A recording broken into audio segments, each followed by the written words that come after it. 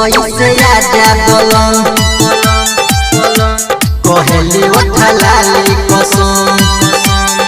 Dubai से आजा बोलम कहली उठा लाली कसम इंडिया वाली रोवे कंगना फोन पर केतना बताई बहन दुबई से आजा बोलम कहली उठा लाली कसम दुबई से आजा बोलम कहली उठा लाली कसम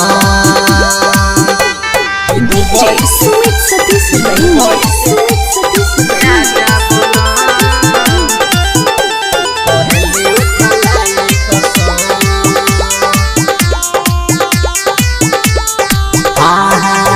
साल गइल होइल सोनिया विदेश में मन न लागे रही पगली के भेष में 5 साल गइल होइल सोनिया विदेश में मन न लागे रही पगली के भेष में बिरहा वियोग में जियत बानी सहिले सोनिया जी रोजे सीतम दुबई से आजा बोलम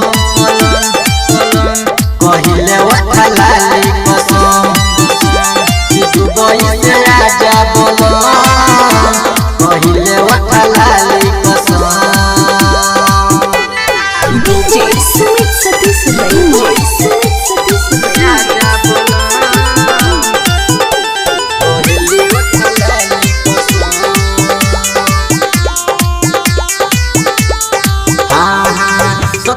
सिंघम दुख कैसे बताई